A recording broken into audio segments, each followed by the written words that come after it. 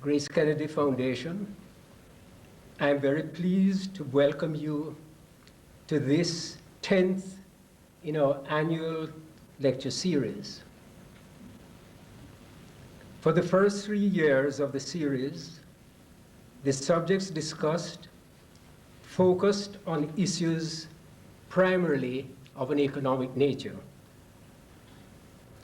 The foundation then turned its attention to a consideration of issues falling broadly within the social arena. After a digression last year, March, when we turned the spotlight on political issues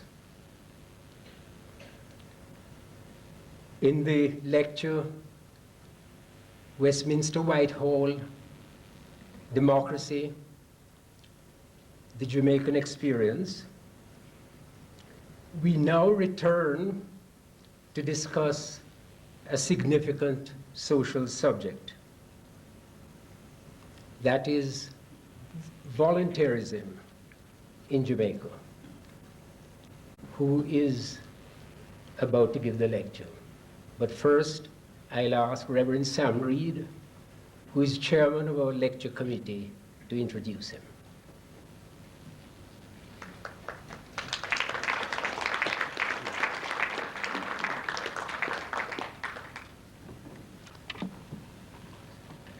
Ladies and gentlemen, the Grace Kennedy Foundation is working through a list of subjects which we identified at the initiation of the lecture series in 1989. Subjects which we identified as being relevant and deserving of serious study. The extent to which we have remained with that original list is a tribute to the visionaries who set the series going, and the library of valuable works generated over the intervening years is testimony to the excellent service rendered by our lecturers each year. The erudition and insights demonstrated by those lecturers have contributed much to our nation's intellectual capital. The lecture committee would like to claim some credit, but in honesty, they must restrict that claim to sound choice of subject matter and inspired choice of lecturers. For this year's lecture, however, the committee has selected a subject which was not on the original list, but which is in response to a disturbing trend observed in modern Jamaican civic and communal life. That is the withering of the true spirit of voluntarism in our country. To explore and contextualize this important subject, we have invited someone supremely qualified to lead our thinking, Dr. Donald Keith Robotham. The question of voluntarism and the question of the moral cohesion of our society arises in a context of very, very rapid social change. Let me emphasize one aspect of it, which we neglect at our peril. One of the most striking statistics which we should focus on, I believe, is the statistic which has to do with the urbanization of our society. I was interested to read, looking at the report of the Inter-American Development Bank, that Jamaica is in the top 4 urbanizing societies in Latin America and the Caribbean. According to the Inter-American Development Bank, between 1986 and 1996, Jamaica moved from a situation of under 50% urban to a situation we are over 60, they say 64% urban in 1996. What this means, ladies and gentlemen, is that our cohesion, the very fabric of our society, the very foundation within which issues of voluntary effort arise, this very foundation is undergoing very rapid social dislocation and transformation. I call your attention to the fact that this urbanization is taking place in a new pattern. It is not simply, in fact, it is not at all a matter of the growth of the population of Kingston and St. Andrew. This is not at all what is happening. What is happening is the growth of other urban centers, Ocherius being a prime example. And this growth is being driven, again, by the decline of the rural economy. It is not being driven by the growth of the urban poles. And therefore, people move into these urban centers without any employment, without any services, without a framework of social stability, without a sense of social cohesion. In other words, ladies and gentlemen, if you think we have problems now, follow the trends of urbanization in our society, and you'll realize that the bomb is ticking away as far as this society is concerned. So, both the circumstances which challenge us to have social cohesion and voluntarism, and both the problems which we face, which can only be addressed by a strong voluntary effort, both these situations are extremely acute situations indeed. In interviewing people, in discussing this problem, in discussing the issue of voluntarism, the issue that I pursued most carefully or most assiduously was the question of whether voluntarism was in decline. And this was most interesting because I have to tell you that not a single one of the persons that I interviewed, not one person, not one organization was in any doubt that voluntarism was in decline. The people in the field are of a unanimous view that we are facing an extremely grave situation in terms of the decline of representatives. People are unwilling to sit on boards. People are unwilling to give their time. If they do give their time, they seek compensation for this time. If they do ask them to do something, they have a million excuses why they cannot do it. The general view and consensus is across all the organizations, and there's a particularly interesting one which I'll come to, the general view is that voluntarism is in decline. It goes further. It is not only a matter that voluntarism is in decline, and this is one of the things which interested me. It is also the case that people feel that voluntarism is, if you like, in historic decline. In other words, it is as if the voluntary traditions that we have had in this country, which go back quite far, as we can see, that these are not just in a temporary dip. It's not a transient phase. It is not one of those cycles, like Wall Street cycles, if you like. And this is just a bear phase, and there's some bull phase coming ahead. This is not the view of people there. This is why the matter is so serious. You have a feeling in the society, in people in the voluntary field, that what we are in now is in a fundamental shift, and that the voluntary efforts that we have known in the past are facing some kind of terminal change. If this is the case, then we have a serious situation on our hands, and we have to consider what practical steps we can take to address it. I reflected long and hard on this and tried to think about if this is the case, if voluntarism is not just experiencing a temporary trough, but if this voluntary effort, which has meant so much to this country, in education, in terms of youth development, in terms of community organizations, in terms of the women's movement, in terms of the Boy Scouts, in terms of sports, because sports would not exist in this country without voluntary effort. If this is the case, that this is in terminal decline, then we have to ask ourselves, what is it that is happening in the society which is causing this terminal decline, which is causing this crisis?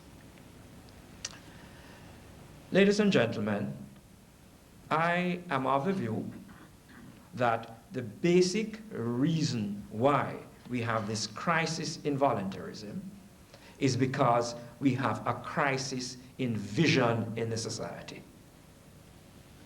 We are living in a society which is devoid of vision.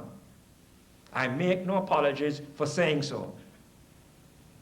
And if a society is devoid of vision, it means that we do not have a sense of common purpose as Jamaicans. I am not here to say who is to blame and who is not to blame.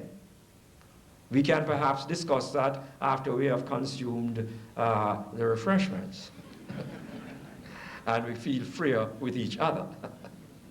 But all I want to establish here this evening is this fact, this unpleasant and harsh fact, which people feel unable to articulate. Well, if they feel unable to articulate, let me impose on grace and let me articulate it, that we are in a situation which is devoid of vision.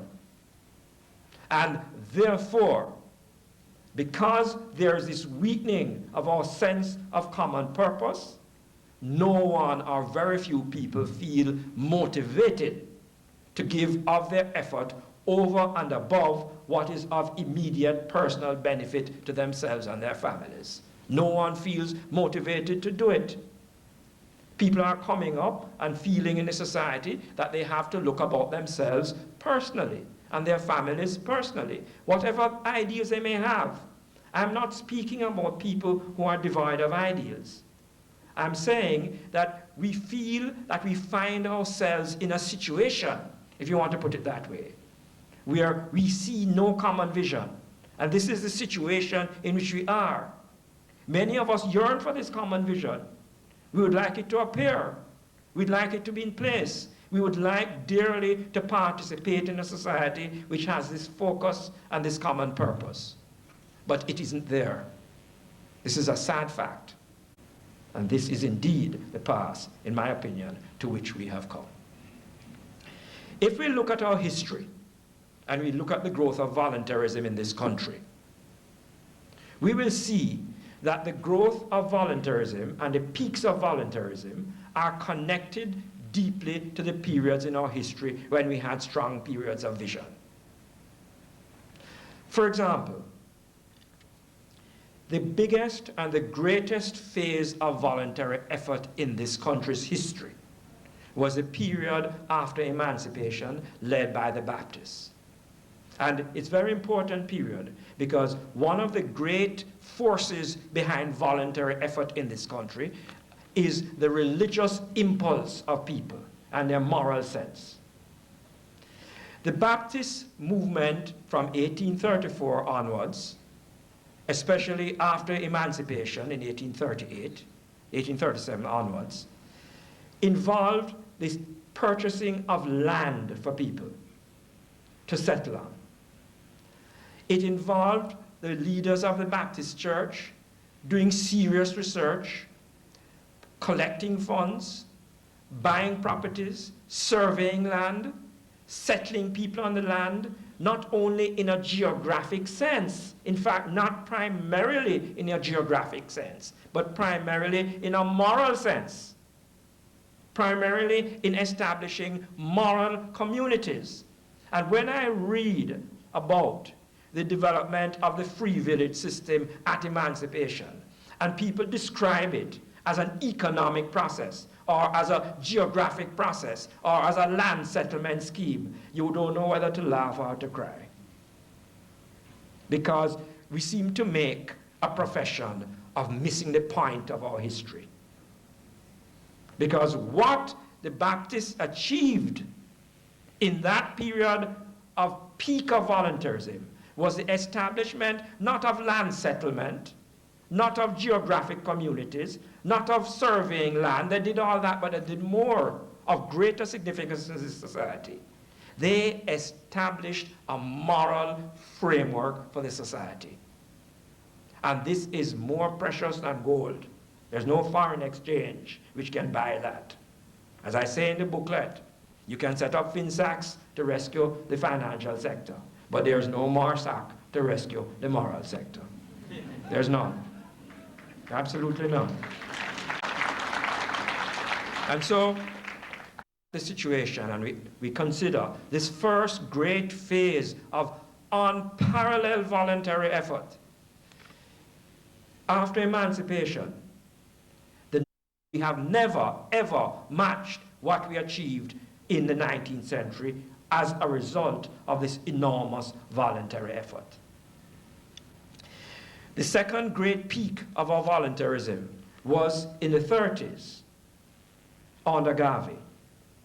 And this is a period when Garvey established the efforts at Eloise Park, and in particular did a very important work in the field of culture and theater in particular. Many of our artists, such as Randy Williams and Louise Bennett, came out of that process. Many of our youth groups came out of that process. Again, this was a very important phase in the growth of our voluntary efforts in this country, a kind of peak. Again, an experience which is not researched, which is not documented, which needs research and which needs documentation. But again, we see that whenever we have, if you will, a burst of voluntarism, this burst of voluntarism is connected with a new vision of what it is possible to achieve in a society, the growth of a new moral outlook. If we look at the third peak of voluntarism, then this is that most interesting phase associated with Jamaica welfare in 1937. Let me make a point about Jamaica welfare, which I will commend to the directors of Grace. When people talk about Jamaica welfare and Norman Manley and Tom Gervin and what they achieved, and they had an enormous achievement. They had an enormous achievement. I have some of the data here of the 367 village committees and the hundreds of small farming groups and of the citizens associations and the community development organizations and the clubs. I mean, it is an astonishing array of achievement. Again, it's important to understand that this achievement of Jamaica welfare and Gervin and Manley was not a matter simply of social policies and social programs. The reason why Gervin and Manley were able to achieve what they achieved was because they had a certain moral vision of the society. That is the reason. Because Manley had an idea that Jamaica could be a nation. You understand? A nation. One hardly knows what that means today in terms of the realities of life of Jamaica. Sad to say. That Jamaica could be a nation. In other words, we could have a society with strong civic institutions, not just a society built upon the narrow pillars of political partisanship.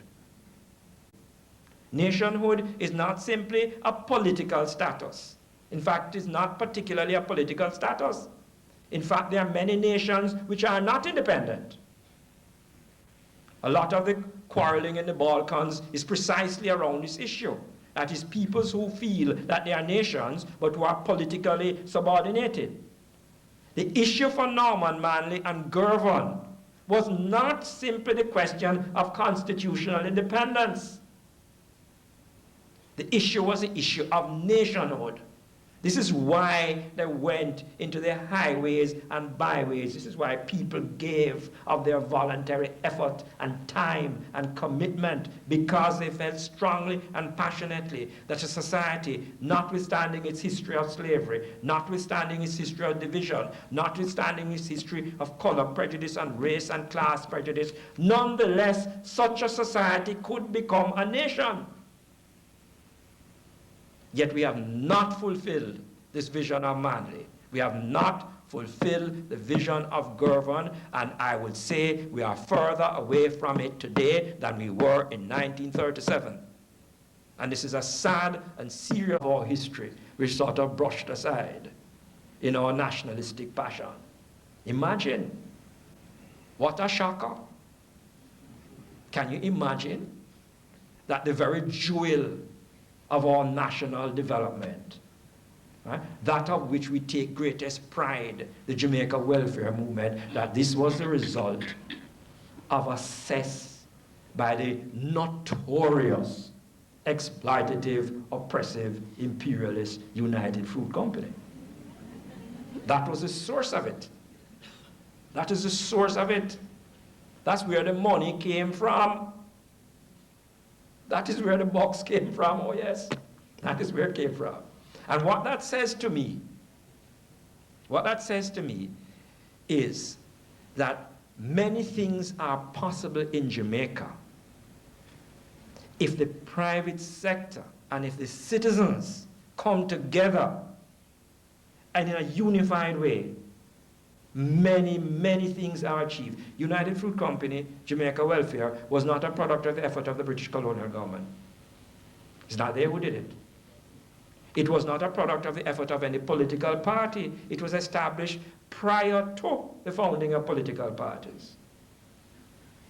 It was a product of the effort of a prominent lawyer, his associates, and Samuel Zemory in United Fruit Company. And therefore, I feel that in the world in which we live today, we do not have to wait to have public organizations and the government on our side. Many, many things are possible today. In fact, they are more possible today than they were in 1937. The fourth big peak of voluntarism in our history was the socialist period under Michael Manley. This is a period of Jamal and so on and so forth. Very important period where a lot of progress was made in terms of literacy and health services and to some extent the education system. Again, this is a period in which you had a certain moral vision of the society. And this is a period again in which you had this enormous effort being made by people to give up their time and their effort to contribute to the civic and social development of the country. This period, and I feel in particular a need personally to say it, this period is particularly interesting in the 70s because it contains a very serious lesson for us. And a lesson which I think we have failed to grasp. The 70s failed. And people say it failed economically. Yes, indeed, it failed economically. But it had a deeper problem. It had a deeper problem. The 70s failed because the 70s was built upon the foundation of dividing the society. That was its cornerstone. Its cornerstone was the doctrine of class struggle. I myself advocated it, ardently too, if I may say so. Absolutely. And this needs to be said, because we will not get anywhere if we play games with each other. It needs to be said plainly and frankly. The reason why the 70s failed, even though there are many positive ideas, is because the idea was put over that in order to develop voluntary effort in the society, in order to develop the social and economic character of the society, a line had to be drawn between those who are welcome and those who are not.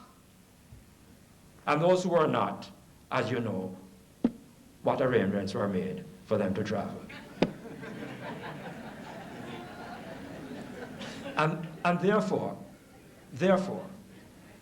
in this very important movement, which had the potential, had many valuable ideas, had a fundamental flaw. And I will say it is the flaw of the history of Jamaica.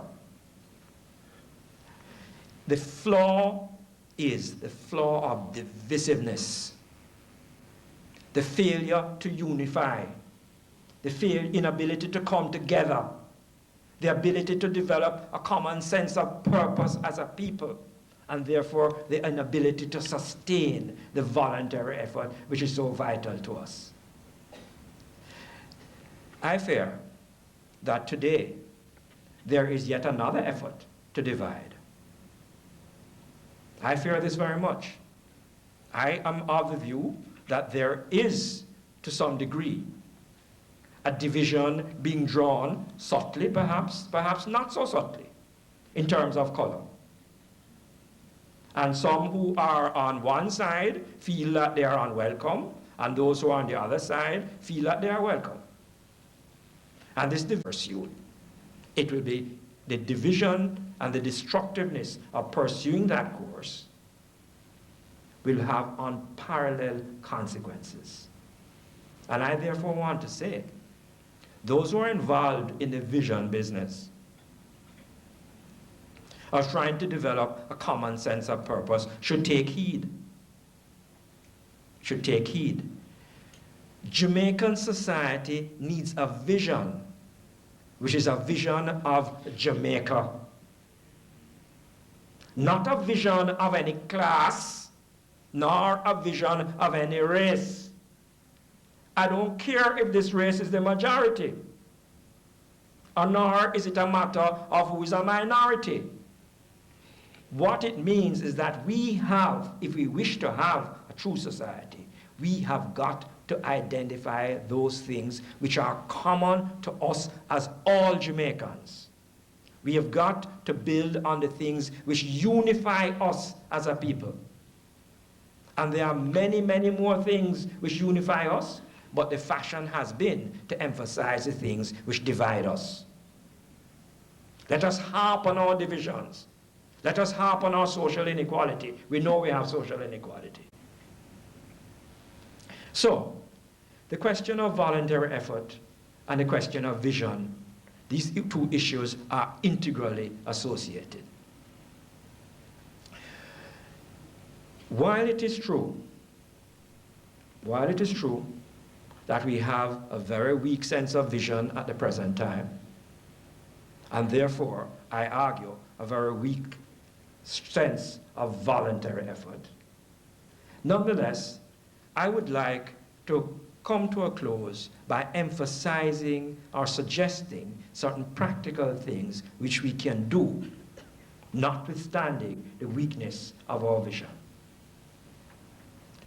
There are identified in the paper which was presented 3 areas in which we can take practical measures in order to develop and strengthen voluntary effort in this country. Let me mention the first one. There is an enormous scope for specialist voluntary organizations in this country of certain kinds. There are already people who are working in this area who have the capacity to develop these organizations further. These are areas like the environment. These are areas like drug abuse.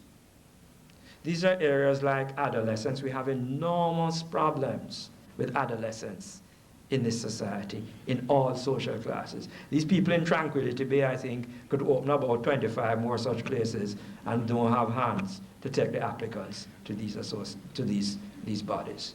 Adolescence is clearly a major area. There are areas around physically challenged and mentally challenged people and so on. We have a whole zone here of the potential for voluntary activity of the professional kind, the kind that you find in Europe and the United States. This is voluntary activity which is very sophisticated. These are people usually who have a very high level of education, who employ modern computer databases, who are in touch with international organizations, who know how to write project proposals, raise money, and run a very professional shop. We have, I think, sufficient professional expertise in this society, and we have some people who have already started these efforts, certainly in drug abuse and in adolescence, who could benefit from activity and participation in this area. So that's